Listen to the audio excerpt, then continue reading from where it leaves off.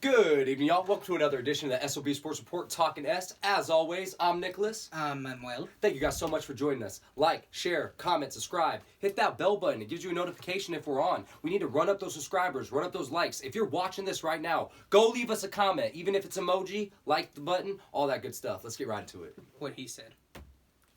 All right, y'all. So let's talk about some of our favorite sports. Manny, tell me about some surprising teams in the NBA right now. See, my biggest surprise, well, other than the Phoenix Suns being second in the West. Ayo! But the bigger surprise. Oh my God, we were like two 4-year-old white dads right there. That was absolutely dads, insane. virgins, not even dads. We factually virgins, but it's okay. We regress. Continue. Anyways, the bigger surprise in my book would be the Utah Jazz being number one in the West, right? They are third in points, great on defense, and their three-pointers are snipers. Donovan Mitchell drives. Rudy Gobert just rebounds, right? He's great. He's going to probably be the leading candidate for Defensive Player of the Year again. Okay. But the biggest surprise in the NBA to me right now would be the Charlotte Hornets, right? They are sixth in the East. I didn't think this was going to happen. Nobody thought this was going to happen. No. How's LaMelo Ball playing? Dude, he is what Lonzo's supposed to be. He is what Lonzo... This was the expectation for Lonzo when he came in. So he is averaging 15 points, 6 rebounds, 6 assists on 28 minutes coming off the bench, but he's now recently been named the starter because he's been playing so well. Even Michael Jordan has stated that he's exceeded our expectations, right? And I took that personally. Right? And then Lonzo's actually not doing that bad either. He actually fixed his shooting motion. Instead of just going awkwardly like that, he's now shooting it straight up and actually killing it at the three-point line. That fool will still dunk on your ass. No question. So, Nicholas, what's going on in the MMA world? Because you're fantastic at this. Okay, so let's talk about a few things. April 2nd, you have Bellator 255. Bellator 255, you have Emmanuel Sanchez versus Patricio Pitbull for the Bellator 145 strap to make up for the semifinals of the Grand Prix. Winner of that then fights AJ McKee, who's an undefeated prospect who's absolutely insane. And on that card, the card is absolutely stacked. You have Nurmagomedov brother against Mike Hamill. You're going to have Matt Mitrione versus Tyrell Fortune, who fights out of Arizona. It's going to be an absolutely amazing card. Moving on here for this weekend's fight card for March 20th. March 20th? March 20th. You're going to have Kevin Holland, Trailblazer, as everyone knows him, on a 5-fight win streak. And he had 5 fights all in the last 365 days. Really? And he's going to be taking on Derek Brunson, who's streaking as well on a 3-fight win streak. Derek Brunson had an amazing performance against Edmund Shabazian in his last fight. Kevin Holland, as we know, knocked out Jacare Souza, who's a grappling legend from his back. Be excited for that fight. I'm really excited for it. I'm going to jump on the bandwagon. I'm going to just say it. Trailblazer's going to knock out Derek Brunson. Let's do it. So with that being said, moving on, you have, Kelvin Gastelum. Kelvin Gastelum took up Paulo Costa's spot against Robert Whittaker. So now, April 17th, we're going to have Robert Whittaker versus Kelvin Gastelum as compared to Paulo Costa. I love this. You can set up now Paulo Costa versus Jared Cannonier, and you're going to have the 185 division moving again. Who do you got winning? Robert Whittaker. Robert Whittaker's going to win. He's going to set himself up for a rematch against Israel Adesanya. But I will preview that fight more in depth as it comes along. Be on the lookout for the UFC 262 preview. Stipe versus Francis Ngannou. And then you have Brian Ortega versus Alexander Volkanovski. I'll break that down in depth coming up next week. All right, y'all. So let's talk about some free agency. Manny, you actually had some really good calls on some players that should have signed somewhere. Really? Yeah. And you were giving me all that shit? Well, listen, I wasn't giving you shit for who they were going to sign to.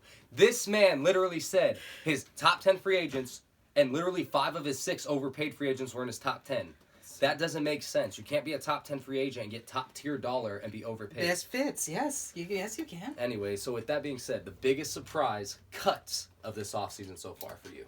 Mine would have to be Kyle Van Noy. Okay. He was actually a solid piece in that Miami defense and actually brought the culture, Over the 70 leadership. tackles, 6.5 sacks, multiple 6-sack seasons. Oh, yeah. No, And he played off the ball and on the ball. Exactly. Did everything you want him to do on defense and brought leadership and discipline to that defense that team was desperately needing and actually helped, reverse that team to a 10-6 team, even though they didn't make the playoffs. Yeah. He was a big factor of it, but Dolphins are on the up and up, and I'm really surprised that they cut him.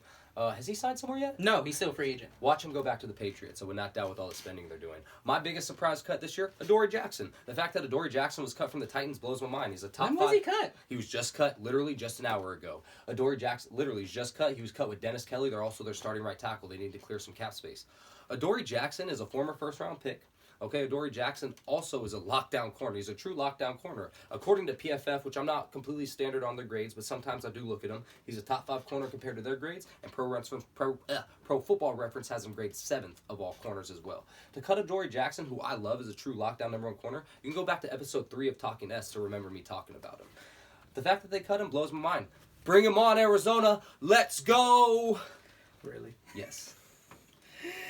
Well, let's change tunes. Who's your best signing so far? I honestly didn't prep for this one, so I'm going to go off the top of my head. Hunter Henry. Hunter Henry to the New England Patriots. The reason he's going to be the best signing is because Cam Newton always loves a security blanket in his tight end, i.e. Greg Olsen. And now the Patriots can run their 2 tight end system with Jonnu Smith, and then you have, of course, on the other side, Hunter Henry. But with that, Julian Edelman. Now they have Kendrick Bourne, and they have Nelson Aguilar. Then they have N'Keal Harry and Jacoby Myers. Their receiving core out of nowhere kind of looks pretty good without a true number 1. Right? So, but mine would have to be Joe Thuney, right, for the Chiefs. Okay. They just cut their starting tackles a day or two before, right? So I don't know if they're bolstering the offensive line, but they actually fixed the need in the middle. But they kind of had to replace the 2 tackles who were injured, and we don't even know their status for the season. And then my biggest surprise, Ryan Fitzpatrick to Washington. I don't know if that's so much of a surprise, man. They needed a whole quarterback, and Ron Rivera loves his veteran quarterback. But see, I was thinking, was it Mitch Trubisky going to Washington? Ugh, that would have sucked for everyone in Washington. No one wants Mitch Trubisky. I did. I'll take Tyrod Taylor any day over Mitch Trubisky, which the Houston Texans now have. Tyrod Taylor signed to the Houston Texans, which I think is pretty awesome. He signed a 1-year, $12.5 million deal, so it gives them some security in the back end, whatever they choose to do with Deshaun Watson. It looks like they might trade him at the trade deadline. Not the trade deadline, but they'll trade him during the draft. Watch them make a move for Russell Wilson somehow. Right. And then best steal, Nick. Ooh. Josh Johnson to the Browns. I love Josh Johnson to the Browns. That is a do-it-all safety. Has over 350 tackles and over 8 interceptions in his 4 years in the league. He played awesome for the LA Rams. What about for you? See, I got me Corey Davis going to the Jets. So Sam Darnold needed a number 1 receiver. He's not a top 10 number 1 receiver, but he has the potential to be a number 1 receiver. Having him with Jamison Crowder is going to be awesome. Exactly, and then he brings that tough guy mentality. He loves, breathes, and eats football, right? He will take the hard hits, take the hits down the middle, and do everything you need him to do. If you haven't seen Corey Davis's highlight tape from his college days at Western Michigan, he was an absolute beast, and he used to be triple covered all the time. He used to catch over everybody. Another steal of a free agency I want to talk about, Emmanuel Sanders just signed to the Buffalo Bills. With the Buffalo Bills releasing John Brown, I think it's awesome to add to their receiving core. So you're telling me they got better? They have their true number 1 receiver in Stephon Diggs. They have their true slot in Cole Beasley, and now they have their great deep threat with reliable hands in Emmanuel Sanders. That's the big key, reliable hands. Emmanuel Sanders only played 14 games, had over 750 yards and 5 touchdowns last year. I'm sorry. And for the head scratcher, Christian, you're not going to like this.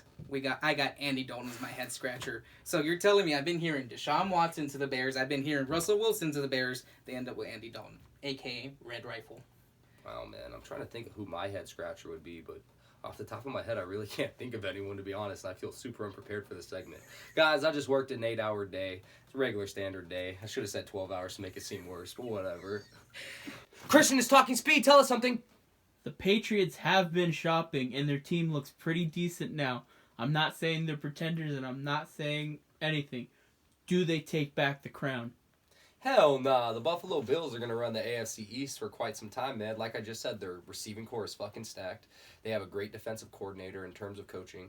Their offensive coordinator as well, he lets Josh Allen do what he does, and Josh Allen is only growing in the sense. I think the New England Patriots are definitely going to compete and definitely be in there, but you forget the Miami Dolphins are on the up and up too. With a coach like Brian Flores that knows Bill Belichick like the back of his hand. Manny, your turn. Okay, so I'm going to be that guy. Be that guy. No, they are not. No, they are not. Cam Newton is not that MVP level anymore. He didn't have that weapons. He was missing a shit ton of weapons. They tried to fix it by adding 2 tight ends, but Cam Newton just cannot. It's so incredibly inaccurate. It's ridiculous. Seconds.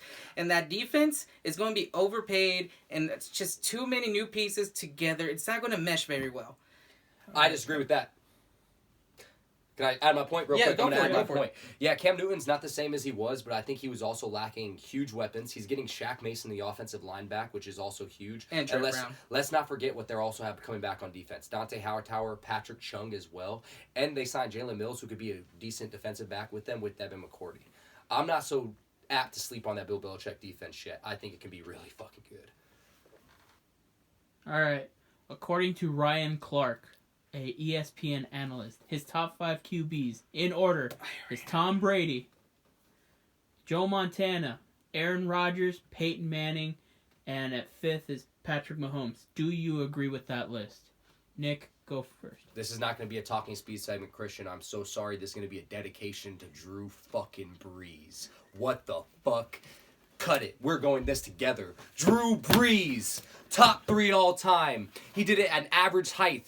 Greatest completion percentage of all time. Most passing yards of all time. Second passing touchdowns of all time. Are you fucking kidding me? On a messed up shoulder. Are you kidding me? The Minnesota Miracle fucked him. The Beastquake fucked him. Let's not forget about the Phantom no-call pass interference that literally changed the rule in the NFL the next year. Drew Brees is in your top 5 list. I love Ryan Clark. I respect Ryan Clark. Not only as a player and a safety, but as an analyst. And I love everything he says up until this point. Fuck Ryan Clark in this sense. I love him, like I said, but come on, Ryan Clark. No Drew Brees? And too early to put fucking Patrick Mahomes in there. God damn it. Joe Montana had fucking Jerry Rice and he played against no defenses. What the hell is he talking about? That's it. Next question. We both answered it for you. No, his list really is trash. How the fuck do you have Aaron Rodgers third? So disrespectful to my dog. Manny. Doesn't even have my boy Drew Brees in there. Fuck him. Thank you guys so much for joining us for another episode of Talking S. As always, I'm Nicholas. I'm Manuel. That is Christian behind the camera. We appreciate all your time, all your love, all your support. Don't forget to hit the little bell button for notifications. Like, share, comment, subscribe. If you got to this point, at least leave us a like. If you want to, go leave us a comment. Share on all social media platforms with all your friends. As always, much love. Thank you for watching the S.O.B. Network. Like, comment, share, and don't forget to subscribe.